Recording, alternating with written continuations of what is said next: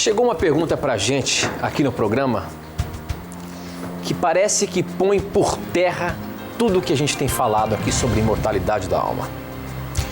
Porque o apóstolo Paulo, que é conhecido como um dos maiores apóstolos bíblicos, escreveu em 2 Coríntios 5, o verso 8, as seguintes palavras: estamos muito animados e gostaríamos de deixar de viver neste corpo para irmos viver com o Senhor. Ora, deixar de viver nesse corpo para irmos viver com o Senhor seria em espírito? Viver com o Senhor naquele momento? Isso cai por terra toda a questão da imortalidade da alma. É ou não é? Pois esta e outras questões nós vamos estudar agora, pois está no ar, Na Mira da Verdade.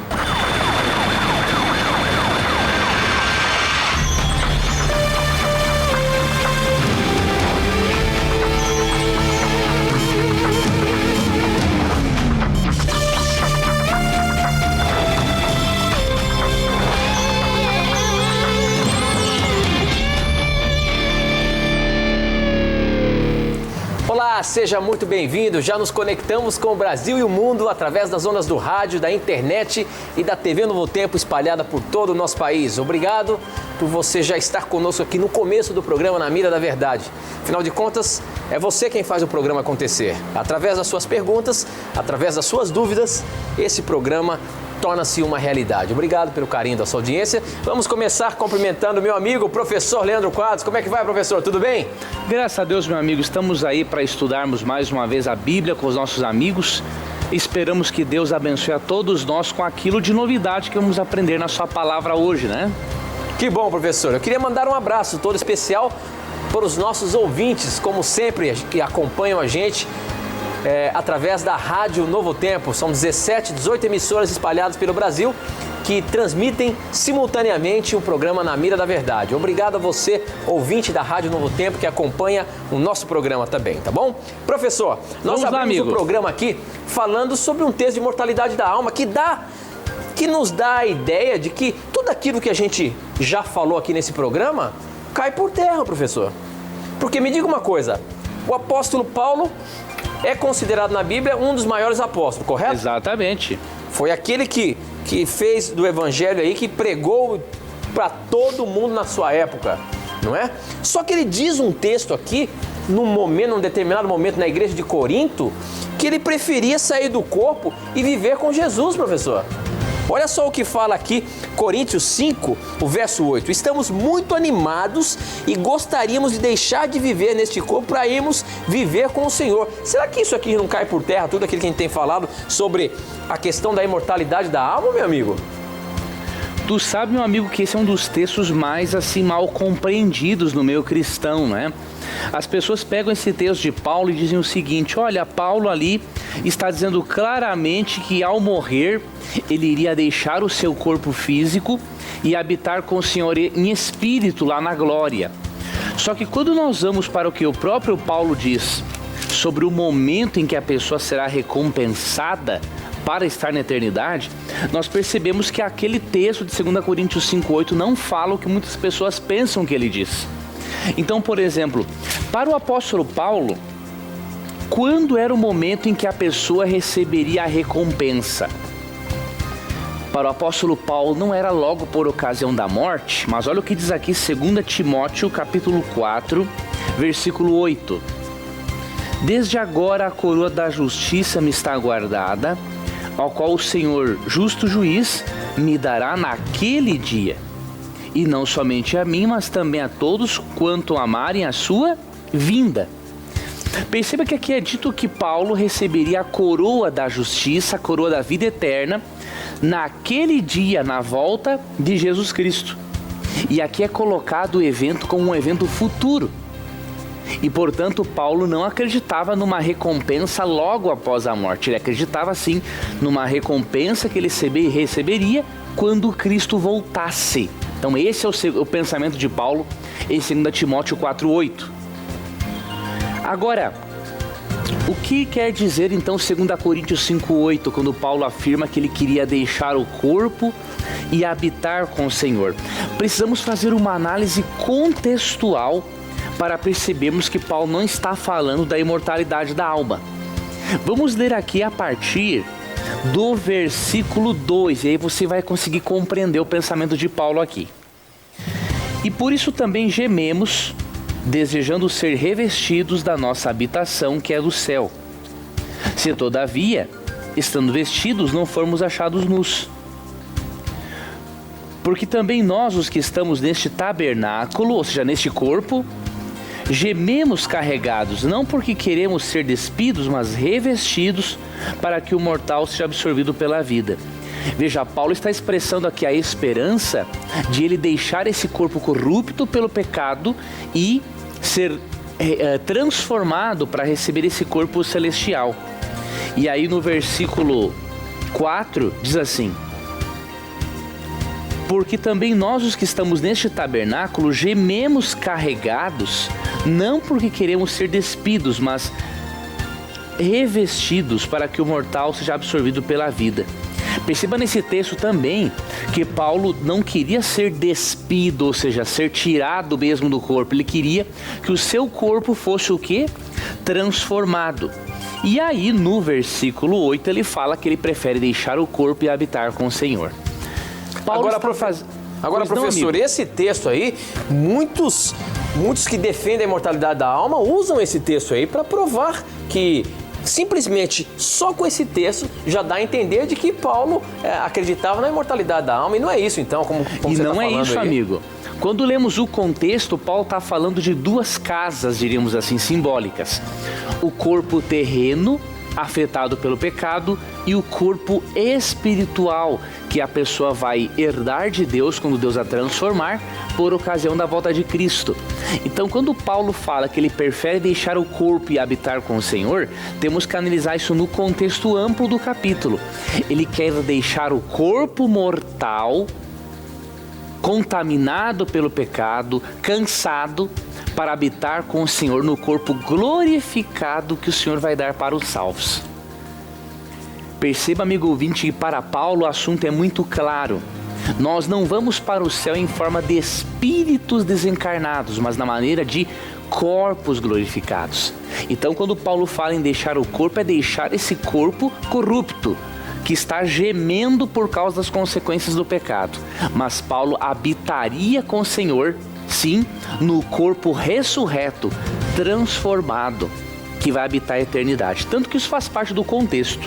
Aqui em 2 Coríntios 4,14, falando do único momento através do qual voltaremos a ter consciência após a morte, Paulo fala em 2 Coríntios 4,14 o seguinte, sabendo que o que ressuscitou o Senhor Jesus nos ressuscitará também por Jesus e nos apresentará convosco. Então essa é a esperança bíblica, querido amigo. E não podemos isolar um texto de Paulo para darmos a interpretação que nós queremos.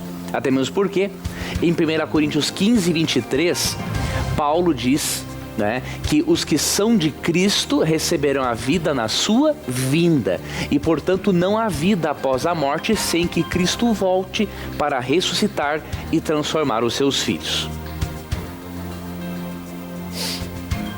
Muito bem, professor. Bom, nós temos aí, para você participar do nosso programa, basta você mandar um torpedinho SMS para 12 9156 6972. Você manda a sua pergunta, eu recebo aqui na hora. Você também pode participar do nosso programa acessando o nosso blog. O nosso blog é novotempo.com/namira-da-verdade. Você vai ver aí que do lado direito tem um espaço interativo dizendo que o programa está no ar para você mandar a sua pergunta e chega aqui na hora para a gente também. Ou então, através do nosso Twitter. Nosso Twitter é @namira-da-verdade. Acesse lá twitter.com/namira-da-verdade, passe a seguir o programa e interaja com a gente aqui ao vivo através das suas perguntas e os seus questionamentos, tá bom? Pelo nosso blog aqui chegou uma pergunta interessante do Cristiano, ele é de Santo Antônio, Paraná, e ele diz de Santo Antônio da Platina, no Paraná. E olha só, professor, que interessante essa questão. Sabendo que os dons são distribuídos pelo Espírito Santo, como vocês podem optar por não falar em língua? O Espírito Santo não atribuiu esse dom aos adventistas do sétimo dia? Olha aí, professor. Olha que interessante. Nós não cremos que o dom de línguas ou qualquer outro dom espiritual deva ser negado e ao mesmo tempo exigido. Por quê, querido amigo? Porque em 1 Coríntios 12:11 encontramos a referência de que é Deus quem escolhe o dom. Então diz assim: mas um só e o mesmo Espírito opera todas estas coisas, repartindo particularmente a cada um como quer. Então, ao mesmo tempo que não podemos nos privarmos de um dom espiritual, não podemos reclamá-lo como nosso, porque quem escolhe o dom é o Espírito Santo. Agora, isso não significa que os adventistas não creiam no dom de línguas. Os adventistas creem no dom de línguas bíblico, que, de acordo com Atos capítulo 2, é uma capacitação que Deus dá para o indivíduo falar idiomas aqui deste planeta. Quando lemos Atos capítulo 2, percebemos que o dom de línguas foi dado com um propósito evangelístico: ensinar as pessoas no idioma delas a respeito da salvação. Agora, ao mesmo tempo em que cremos que o Espírito Santo pode dar qualquer dom espiritual, percebemos na Bíblia que o principal dom espiritual de Deus nos últimos dias não é o dom de línguas em si, mesmo que Deus possa utilizá-lo novamente, se Ele quiser, é claro. Mas qual é o principal dom espiritual de Deus nos últimos dias, um pouco antes de Cristo voltar? Eu vou ler para você o que está em Atos capítulo 2, versículos 17 e 18, e você vai perceber que a igreja adventista sim adota os dons espirituais de Deus, só que, de acordo com 1 Coríntios 12:11, adotamos os dons espirituais da maneira como Ele, Deus, quer distribuir, não é? Então, há um texto interessante na Bíblia que precisamos analisar e que mostra que o principal dom de Deus nos últimos dias não é o de línguas, mas é o dom de profecia. Olha o que diz Atos 2, 17 e 18. E acontecerá nos últimos dias, ou seja, no fim dos tempos mesmo, diz o Senhor, que derramarei do meu Espírito sobre toda a carne. Vossos filhos e vossas filhas profetizarão, vossos jovens terão visões e sonharão vossos velhos. Até sobre os meus servos, sobre as minhas servas, derramarei do meu Espírito naqueles dias e profetizarão. Perceba que o principal dom de Deus nos últimos dias é o dom profético. Por quê? Deus percebeu, querido amigo, que ali em Mateus 24 surgiriam muitos falsos profetas. E sendo que surgiriam muitos falsos profetas para enganar os filhos de Deus e aquelas pessoas sinceras que podem conhecer a salvação, Deus decidiu usar mais o dom profético para que as pessoas possam se apegar mais à Bíblia do que a sinais externos. E o dom profético é tão importante que ele faz parte de uma das características do povo de Deus nos últimos dias. Quando você lê Apocalipse 12, 17, Apocalipse 14, 12 e Apocalipse 19, 10, você percebe que todo dom profético faz parte do testemunho de Cristo para anunciar Cristo ao mundo. Então pode ter certeza, cremos em todos os dons espirituais, mas como adventistas cremos que o principal dom para os últimos dias, de acordo com a Bíblia, é o dom de profecia. E por isso é neste dom que devemos trabalhar ainda mais para falarmos do amor de Deus às pessoas. Ok, professor, muito bem. Bom, há uma outra pergunta que chegou aqui pelo nosso blog, muito interessante, dá-nos entender algo que eu vou colocar na mira agora. Professor Leandro Quadros. Vamos, amigo. Quem mandou essa pergunta foi o Wellington. Ele é de Governador Valadares, Minas Gerais. A questão é a seguinte: quando a Bíblia fala ou apresenta o que Jesus falou, que Jesus disse assim: é mais fácil passar um camelo por um buraco de uma agulha do que um rico entrar no céu. Será que Jesus estava dizendo que os ricos não poderão herdar o reino dos céus, professor? Pois olha, amigo, essa pergunta é muito interessante e nós percebemos na Bíblia que a salvação ou perdição de uma pessoa não depende dos bens que ela tem. Por exemplo, Vamos ler aqui um texto interessante que está em 1 Timóteo, capítulo 6, 17 e 18, diz assim, ó: manda aos ricos deste mundo que não sejam altivos, nem ponham a esperança na incerteza das riquezas, mas em Deus, que abundantemente nos dá todas as coisas para delas gozarmos. Que façam o bem, enriqueçam em boas obras, repartam de boa mente e sejam comunicáveis. Perceba que Paulo menciona a existência de pessoas ricas na igreja cristã.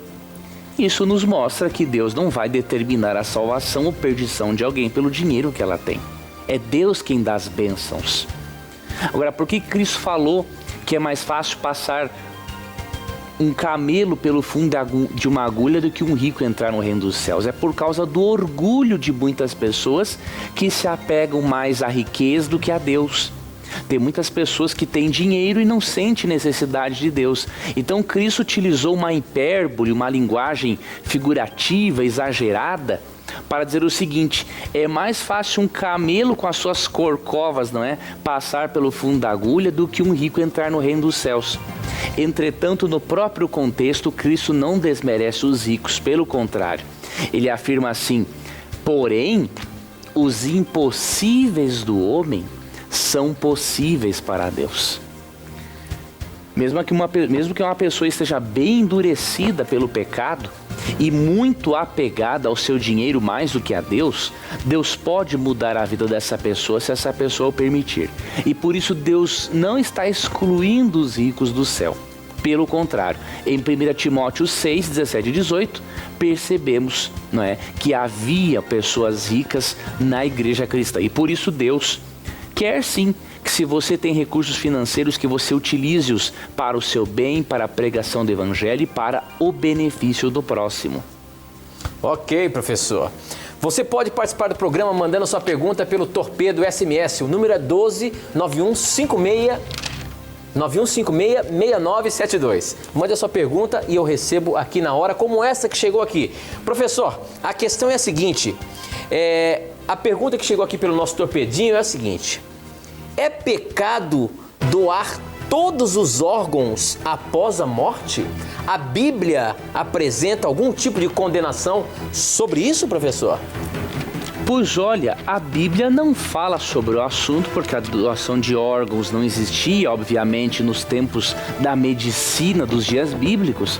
Entretanto, temos um princípio na Bíblia que nos mostra não ser errado doar órgãos e muito menos fazer transfusão de sangue. Então encontramos aqui em 1 João 3,16 esse princípio que é muito bonito e diz o seguinte: conhecemos o amor nisto, que Ele deu a sua vida por nós e nós devemos dar a vida pelos irmãos. Aqui é dito que se Cristo deu a vida por nós, nós devemos também dar a vida pelos irmãos se for preciso. Então, se for preciso, devemos dar a vida pelos irmãos, podemos perfeitamente fazer uma doação de órgãos ou, inclusive, fazer também a transfusão de sangue. Então, portanto, é nesse princípio de 1 João 3,16, pelo contrário, ao invés de proibir, ele aprova que o cristão seja altruísta e ajude outras pessoas a viverem mais tempo para que conheçam mais do amor de Deus e tenham mais chance de serem salvas. Muito bem, professor. Eu queria agora aproveitar a você e apresentar o nosso presente que oferecemos aqui em todos os programas. Essa revista aqui, ó, Verdades para o Tempo do Fim. É um curso bíblico completo, onde você vai aprender mais como manusear bem a palavra de Deus, como tirar dúvida de assuntos que aparentemente são complexos e complicados. E eu tenho certeza que você vai aprender muito lendo esta revista, que são 16 temas interessantíssimos, que no final de cada tema você tem um pequeno questionário para você responder aquilo que você leu e estudou nesses temas, né? Por exemplo, olha, verdades para um mundo assustado. Que verdades são essas? Onde Deus está quando as tragédias acontecem? A estratégia da rebelião. O milagre do novo nascimento. E assim vários temas interessantíssimos que permeiam a palavra de Deus e que eu tenho certeza que vão fazer você aprender bastante. Para você ter essa revista aí na sua casa, você não vai pagar nada. É gratuito, é um presente nosso para você. Basta você acessar o nosso blog, que é novotempo.com/Na Mira da Verdade. Entra lá, você vai ver que tem um espaço assim do lado direito com o desenho dessa revista. É só você clicar em cima da revista, você vai entrar em uma página de cadastro para você colocar os seus dados postais para que a revista chegue aí certinho na sua casa, tá bom? É um presente que nós oferecemos para você, você não vai pagar nada por isso. Aproveite, peça agora mesmo, entre lá no nosso blog novotempo.com/Na Mira da Verdade e receba gratuitamente a revista Verdades para o Tempo do Fim, tá bom? Bom, existem muitas perguntas que chegaram aqui pelo nosso blog e pelo Twitter também, mas eu queria colocar, ou melhor, pelo SMS, mas eu queria colocar uma pergunta do Twitter. Deixa eu ver quem é que mandou aqui. A Camila e o Heitor perguntam o seguinte: gostaria de saber dos arrebatados ainda em terra e sobre Moisés e o seu corpo disputado por Deus e o diabo. E eu queria colocar essa pergunta aqui, a questão do corpo de Moisés que foi disputado entre Jesus e o diabo, professor. Que história é essa de disputa do corpo dele e por que haveria tal disputa entre Jesus e o diabo? Qual era o objetivo disso daí? Por que o diabo queria o corpo de Moisés, professor? Olha, essa pergunta, amigo, é muito importante porque nos mostra, quando entendemos esse assunto, nos mostra os bastidores do conflito entre o bem e o mal. Muitas vezes pensamos que o conflito entre o bem e o mal é algo simplesmente visível em nosso planeta quando contemplamos catástrofes, tragédias, assassinatos. Isso é apenas partezinha do que está por trás. Existe um conflito entre o bem e o mal de forma assim real. E nós percebemos em Judas no capítulo 1, não é? Versículo 9, que certa vez Jesus contendeu com o diabo a respeito do corpo de Moisés. Agora, por quê? É claro que Cristo e o diabo não estavam brigando simplesmente por um corpo morto. Nós lemos aqui em Judas 1,9 o seguinte: mas o arcanjo Miguel, quando contendia com o diabo e disputava a respeito do corpo de Moisés, não ousou pronunciar juízo de maldição contra ele, mas disse: o Senhor te repreenda. Neste embate que Lúcifer teve, ou melhor, Satanás teve com Cristo, Cristo preferiu que o Pai repreendesse a Satanás, porque Cristo não ia se rebaixar naquele mesmo nível de palavreado do inimigo. E aqui percebemos que realmente houve uma disputa do corpo. Por quê? Porque Cristo queria ressuscitar Moisés. E o diabo alegou que ele era pecador e não merecia a ressurreição. E que Moisés foi ressuscitado definitivamente, percebemos em Mateus capítulo 17, do verso 1 ao 4. Ali aparecem para Jesus Moisés e Elias dando uma visão ali, num evento mesmo, para que pudessem confortar a Cristo. Então, se Moisés pôde aparecer lá conversando com Cristo, no seu corpo glorificado, com certeza ele foi sim ressuscitado, de acordo com Judas capítulo 1, versículo 9. Ok, professor. Bom, o nosso tempo não para de correr aqui, nós temos que ir para o intervalo, mas não sai daí não. A gente volta já já.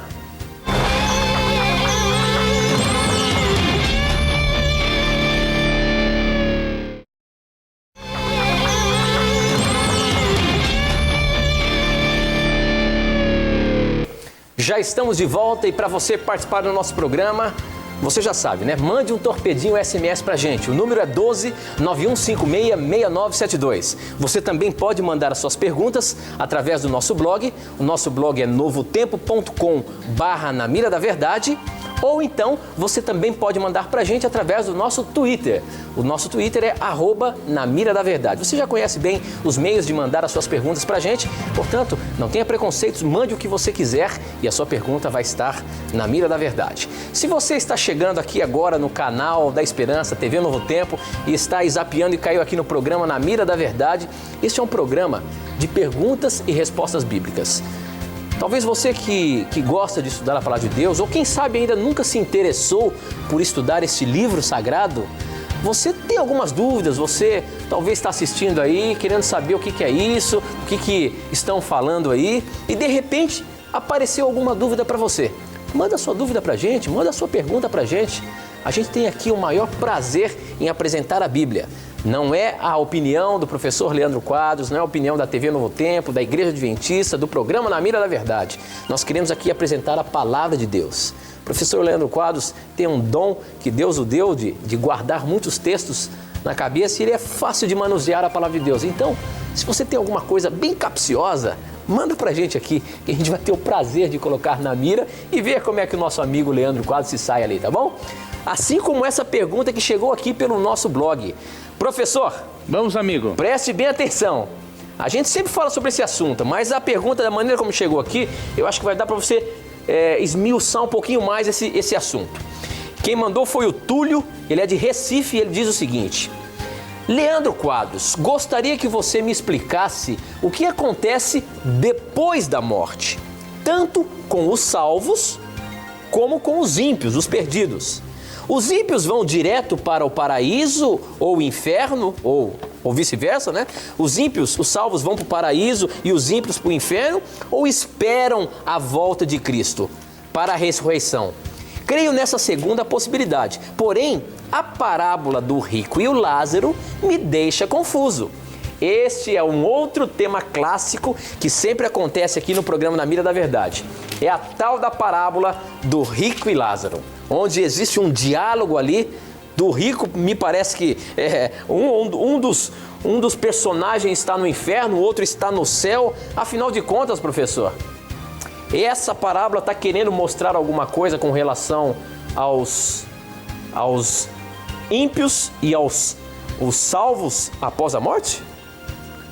Pois olha que interessante, quando vamos à Bíblia, percebemos através de um estudo da natureza humana, que a Bíblia vê o ser humano como um todo inseparável, ou seja, o ser humano é composto pelo aspecto físico, mental e espiritual.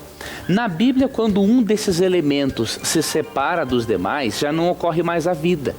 Só existe a vida como resultado da união entre corpo, fôlego de vida, que é o espírito, né, e a mente.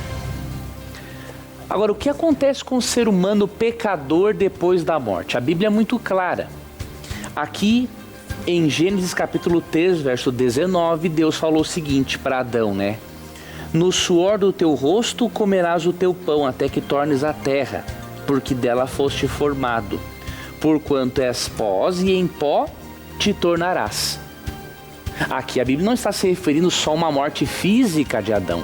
Está se referindo a um momento que ele, além de morrer espiritualmente, ele morreria sim fisicamente, deixando de existir. Então a Bíblia mostra que o ser humano, depois que perdeu o acesso à árvore da vida, ele se tornou o quê? Um ser, diz o texto bíblico, mortal. Tanto que é dito que quando ele morre, ele volta para o pó da terra. Há outros textos que nos mostram que o morto não pode ter alegria. Por exemplo, Eclesiastes 9, 5 e 6 afirmam que o diabo não sente, que o ímpio, na verdade, não sente mais amor, nem ódio, nem inveja. Ou seja, se ele estivesse no inferno, ele sentiria inveja, sentiria raiva de Deus por estar lá. Mas Eclesiastes 9, 5 e 6 afirmam que ele não sente isso. Já no Salmo 6, verso 5 é dito que os justos não podem adorar a Deus, porque não estão na presença de Deus, os mortos. Então isso significa que se os mortos estão dormindo e não estão adorando a Deus neste momento, é porque eles não foram para o céu ainda. Agora, como explicar a parábola do rico e Lázaro? Essa é uma parábola, é óbvio, complexa e detalhada para se explicar. Mas eu vou apresentar alguns versículos na própria parábola para você perceber, amigo que nos acompanha, que o relato no Evangelho de Lucas, ele é simbólico e não literal. Antes eu queria lhe dar um argumento para você analisar isso. Existem blocos de texto chamados de perícopes. Perícope é um bloco de um texto que fala do mesmo assunto. Para você saber se Lucas 16 é uma parábola, você tem que analisar a perícope, ou seja, o bloco de texto onde se encontra este capítulo. E quando você analisa Lucas 16, você percebe que ele faz parte de um bloco de texto que vai do capítulo 15, passa pelo 16, é óbvio, e vai até o capítulo 17, verso 10. Interessante é que nesta perícope, neste bloco de texto, Cristo conta uma série de parábolas para poder ensinar lições morais. Ele conta a parábola do filho pródigo, da moeda perdida. Ele conta também a parábola do administrador infiel e ali em Lucas 16 a parábola do rico e Lázaro. Agora, uma coisa que eu me pergunto é o seguinte: se dentro da perícope, daquele bloco de textos, Cristo se utiliza somente de parábolas para ensinar lições morais e espirituais, por que só o relato do capítulo 16 seria literal se ele está dentro de um bloco de texto, de uma perícope que mostra ser o relato simbólico? Então, essa é uma maneira correta de interpretarmos o texto. Agora, vamos analisar alguns detalhezinhos de Lucas 16, 19 a 31 para nós comprovarmos ainda mais que isso aqui não pode ser literal. Então, em Lucas 16, apresenta alguns detalhes da parábola. Por exemplo, aqui no versículo 20, a partir do verso 19 diz assim: Ora, havia certo homem rico que se vestia de púrpura e de linho finíssimo e que todos os dias se regalava esplendidamente. Havia também certo mendigo chamado Lázaro, coberto de chagas, que jazia à porta daquele e desejava alimentar-se das migalhas que caíam da mesa do rico, e até os cães iam lamber-lhe as úlceras. Aconteceu morrer o mendigo e ser levado pelos anjos para o seio de Abraão. Morreu também o rico e foi sepultado. No inferno, estando em tormentos, levantou os olhos e viu ao longe Abraão e Lázaro no seu seio. Então, clamando, disse: Pai Abraão, tem misericórdia de mim, e manda a Lázaro que molhe em água a ponta do dedo e me refresque a língua, porque estou atormentado nesta chama. Verso 25. Disse, porém, Abraão: Filho, lembra-te que recebeste os teus bens em tua vida, e Lázaro igualmente os males. Agora, porém, ele está aqui consolado, e tu em tormentos. Você percebeu nesse diálogo coisas interessantes? Nesse diálogo entre o suposto Abraão e o rico, é dito que o rico foi para o inferno porque ele era rico. E aí Abraão falou o seguinte: olha, filho, você teve muita coisa boa em vida. Você teve dinheiro, você teve posses, teve comida quando quis. Agora é o momento de ele, Lázaro, o mendigo, desfrutar de uma vida melhor que você. Então você vai para o inferno e ele vai para o céu. Mas isso é uma contradição, meu amigo, porque a Bíblia diz em 1 Timóteo 6, 17 e 18, que haviam ricos na igreja cristã e que não é o dinheiro que determina a salvação ou perdição de uma pessoa. Há outros detalhes na parábola também, por exemplo, ali é dito que no verso 23, que o rico olhou ao longe e viu Lázaro perto de Abraão. Ora, se isso for literal, nós temos que acreditar que o céu e o inferno são vizinhos, ao ponto de eu e você podemos olhar para as pessoas que estão lá do outro lado.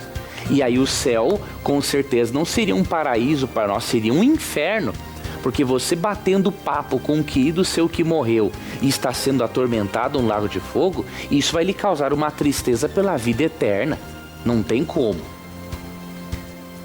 Outro detalhe da parábola é que o rico chama pai Abraão, mas na verdade 1 Timóteo 2,5 afirma que só Jesus é o nosso intercessor. E sem falar na questão da salvação pelas obras, não é? Se o indivíduo vai para o céu porque é pobre e o rico vai para o inferno porque é rico, então a salvação é pelas obras. Basta eu ser pobre e eu estarei no céu. Mas não é isso que a parábola quer ensinar. Por isso que nós não devemos nos atermos aos detalhes da parábola, mas à lição espiritual principal que ela quer nos passar. E qual foi a lição principal que Cristo quis nos passar? Essa lição nós encontramos na própria parábola, em Lucas capítulo 16. Depois que o suposto Abraão está dialogando com o rico sobre o ir ou não para o inferno e se ajudaria os seus parentes ou não a conhecerem a salvação, nós percebemos aqui em Lucas 16, versículo 31, a lição final que Abraão queria ensinar, que Jesus queria ensinar através da parábola. Diz assim, Lucas 16, versículo 31. Porém, Abraão lhe disse, se não ouvem Moisés e os profetas, tampouco acreditarão, ainda que algum dos mortos ressuscite. O rico havia pedido assim, pai Abraão, permite que alguém avise aos meus parentes que aqui é terrível. E aí Abraão fala o seguinte, não, eles têm a lei de Moisés e os profetas. Eles têm que conhecer a verdade de Deus pela Bíblia. Mesmo que ressuscite alguém dos mortos, se a pessoa não estiver disposta a aceitar a palavra de Deus, ela não vai ser convencida. Então o que Cristo fez? Ele pegou uma história fictícia dos dias dele, uma crença corrente entre os judeus, para ensinar uma lição moral. Nós não podemos nos atermos aos detalhes da parábola, porque senão vamos encontrar vários absurdos. Os detalhes são o pano de fundo para nos apresentar o personagem principal, que é Cristo. E por isso eu queria lhe recomendar a leitura de um livro, o livro Parábolas de Jesus, de Ellen White. Este livro você pode adquirir com a editora Casa Publicadora Brasileira pelo telefone 0800 9790606 ou pelo site cpb.com.br. Nesse fantástico livro Parábolas de Jesus, há um comentário muito feliz de Ellen White sobre cada uma das parábolas e especialmente sobre Lucas capítulo 16, verso 19 até o 31. Ok, professor, muito bem. Agora eu queria fazer uma pergunta pelo torpedo que chegou pra gente aqui, pra você, da seguinte forma. A Bíblia apresenta muitas coisas, ou pelo menos fala bastante coisa sobre anjos. Certo. Agora a pergunta do nosso telespectador aqui é o seguinte, o que acontece com um anjo quando nós morremos? Aquele anjo que são responsáveis por nos proteger. Aí a pergunta que eu quero fazer é o seguinte, realmente existe um anjo da guarda, como é um termo conhecido, né, no meio cristão, no meio católico? Existe um anjo da guarda para cada ser humano? E outra coisa, a Bíblia fala alguma coisa de anjo? E o que acontece? Aí vem a pergunta do nosso telespectador. Se realmente um anjo é separado para cuidar de um ser humano, quando esse ser humano morre, o que acontece? Esse anjo vai cuidar de outro? Como que é o negócio? Olha que interessante, nós não temos na Bíblia uma resposta direta sobre essa questão. Sobre o assunto, né? Isso, Tito, que acontece com o anjo da guarda da pessoa quando ela morre. Agora, nós temos referências indiretas que parecem nos dar a entender de que realmente esse anjo acompanha o indivíduo até Cristo voltar. Até na morte a sepultura dele é guardada. É mesmo? Então essa questão do anjo da guarda, a Bíblia confirma isso? Confirma. Eu vou ler um texto, amigo Tito, que está no Salmo 34:7, que é muito esclarecedor. Diz assim, ó. O anjo do Senhor acampa-se ao redor dos que o temem e os livra. Essa palavra acampar tem um sentido muito interessante. Aqui é dito que o anjo do Senhor acampa-se. Seria a mesma coisa que construir uma tenda, um tabernáculo, uma barraca ao redor do indivíduo. Então, se o anjo de Deus acampa-se ao redor daqueles que temem a Deus, e se de acordo com Hebreus 1,14, os anjos são espíritos ministradores enviados a serviço dos que vão ser salvos, podemos sim ter certeza da companhia dos anjos em qualquer momento da nossa existência ou não existência. E eu particularmente acredito que uma das primeiros rostos que veremos na manhã da ressurreição será o do nosso anjo da guarda, que Deus enviou com tanto carinho para nos proteger do mal e dos demônios que querem destruir a nossa vida. Então, quando um ser humano ele morre, o anjo da guarda, onde é que fica? Biblicamente, como eu falei, indiretamente ele pode estar sim acompanhando o ser humano até Cristo voltar, enquanto esse ser humano está na sepultura. Agora, diretamente na Bíblia nós não temos uma resposta sobre isso. Ok, muito bem. Bom, agora pelo nosso Twitter, nós temos aqui as perguntas que chegam através do nosso blog, através do SMS e também pelo Twitter. E para você participar, basta você escolher uma dessas opções, ou então até as três. Nosso blog é novotempo.com/na mira da verdade. O nosso SMS é 12 91566972 e o nosso Twitter é @na mira da verdade. O nosso amigo Eliezer, ele faz a seguinte questão, professor. Vamos lá.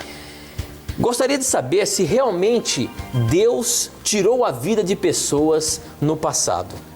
Se assim foi, explique a sua lei, pois diz, não matarás. Será que Deus estava contradizendo a sua própria lei? A gente sabe que a gente vai estudando ali o Velho Testamento, professor, e que a gente vê ali que Deus até mandava matar seres humanos ali, extermine com todos, inclusive crianças. Agora, é difícil a gente explicar isso daí.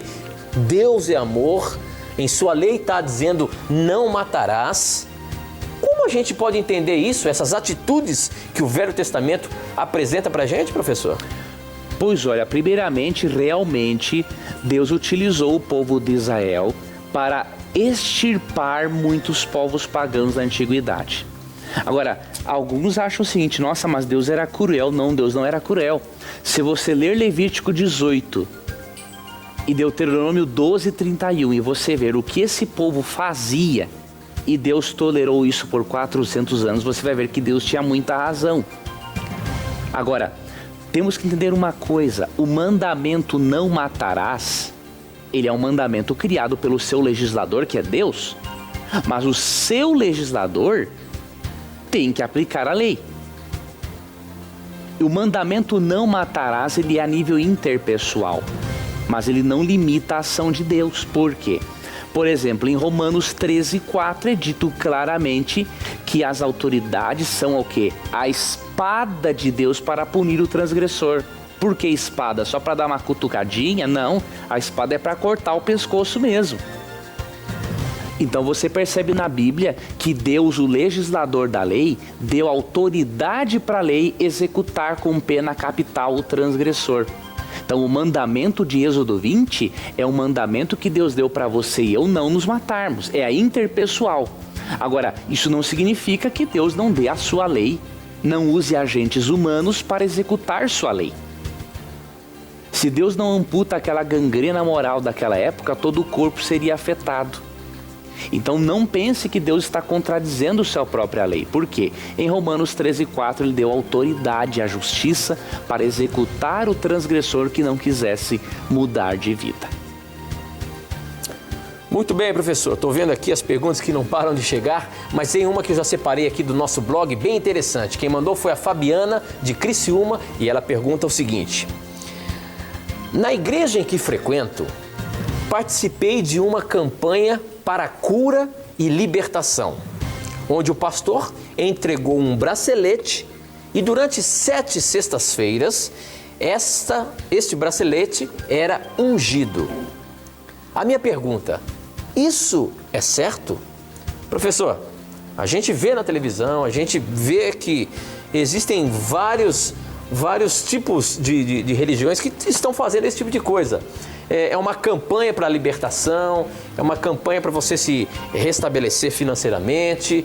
E a pergunta da nossa internauta aqui, telespectadora, é essa.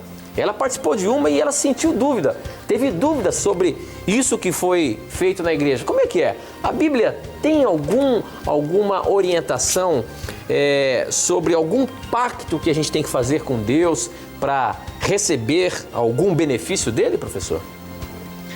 Pois olha, biblicamente, quando uma pessoa era ungida com óleo, o óleo é um símbolo do Espírito Santo. Certo. Ela estava, entregando a sua vida a Deus para que Deus fizesse o que quisesse da vida dela, por ela estar se consagrando a Deus.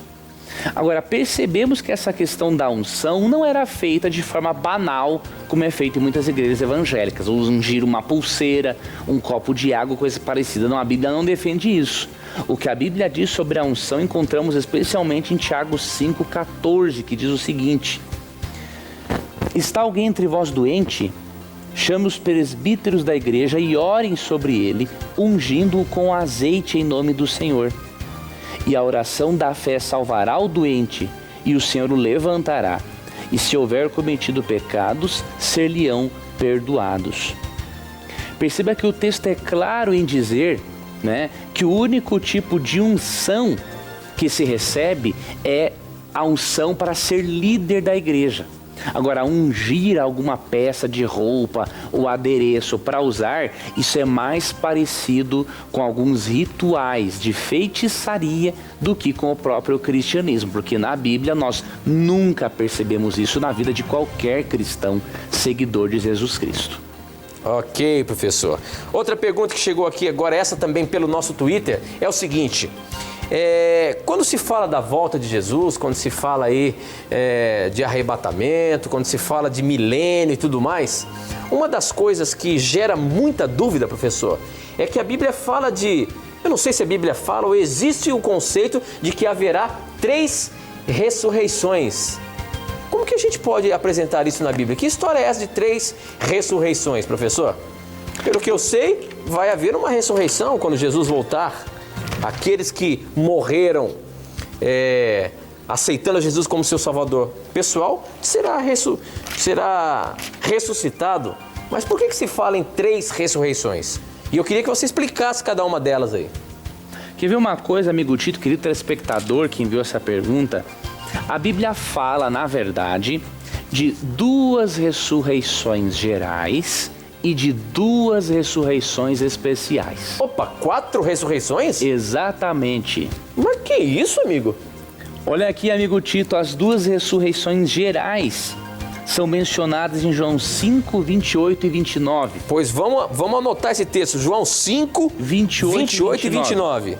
Vamos fazer assim, Tito, tu vai abrir em Apocalipse 1:7 para nós vermos a primeira ressurreição parcial. Apocalipse 1:7? 1:7. Eu vou ler primeiro esse, depois tu lê o outro, tá? Tá bom. João 5, 28 e 29 diz assim: Não vos maravilheis disso, porque vem a hora em que todos os que estão nos sepulcros ouvirão a sua voz. E os que fizerem o bem sairão para a ressurreição da vida, e os que fizeram o mal para a ressurreição da condenação. Então aqui ocorrem 2 ressurreições. Uma ressurreição para aqueles que vão receber a vida eterna e outra para aqueles que vão receber o castigo e a destruição eterna. Ou seja, mesmo os ímpios irão ressuscitar também. Para receber a recompensa. Mas juntos?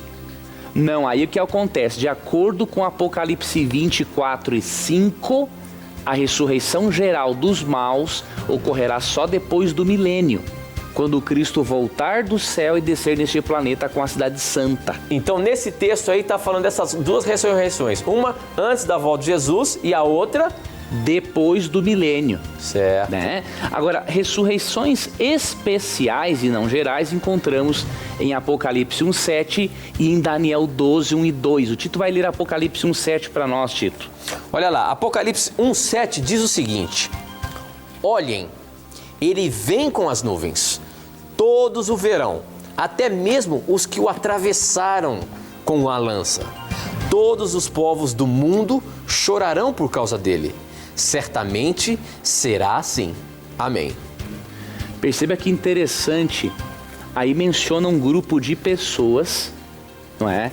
Que vai ressuscitar com Cristo na primeira vinda. E na segunda ressurreição menciona um grupo de pessoas que só vai ressuscitar depois do milênio.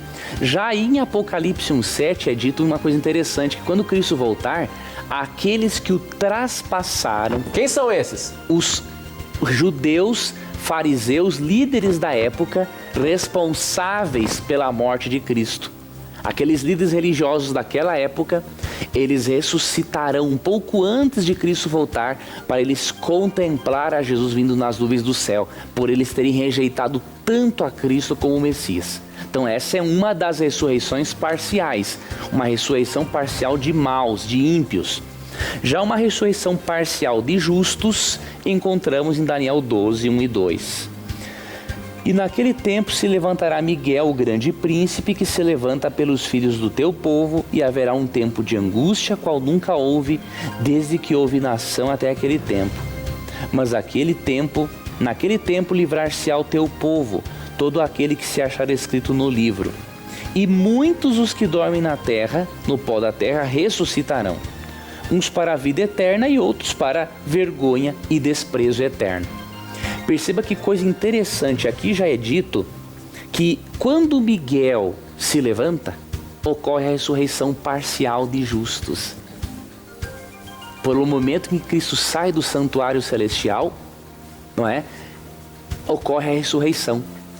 Então podemos dizer, querido amigo telespectador, amigo ouvinte, internauta, que existem duas ressurreições gerais, de justos e de injustos, separadas por um intervalo, por um período de 1000 anos. E existem duas ressurreições especiais, de justos que verão a Cristo voltar e de ímpios que verão a Cristo voltar, para eles receberem o castigo por terem desprezado o Messias. Esse é um assunto amplo, mas eu creio que resumidamente já deu para pegarmos um pouquinho dessa questão para nos aprofundarmos melhor em outras ocasiões. Olha, professor, o nosso tempo aqui já acabou, mas olha, eu prometo que esse tema aí nós vamos colocar na abertura de um programa. Vai ser um prazer. Tenho certeza que é importante a gente esmiuçar um pouquinho mais esse assunto, porque olha, essa de 4 ressurreições foi uma surpresa para mim. E você vai estar na mira na próxima vez, hein? Será uma satisfação, meu amigo. A gente se encontra semana que vem. Não vai ser a semana que vem que a gente vai botar essa pergunta aí, mas na próxima oportunidade você vai estar na mira, tá bom? Vai ser um prazer. Que Deus abençoe a você, amigo internauta, amigo da Rádio Novo Tempo, amigo telespectador. Obrigado ao Tito e a toda a equipe aqui da Novo Tempo responsável pelo programa. Que Deus abençoe ricamente a vocês. E nunca esqueça, amigo, que nos acompanha em casa, onde quer que você esteja. Sempre que você tiver a coragem de perguntar, a Bíblia terá a coragem de lhe responder. E lembre-se, aqui no programa, sua pergunta, sua dúvida, o seu questionamento está na mira da verdade. Tchau!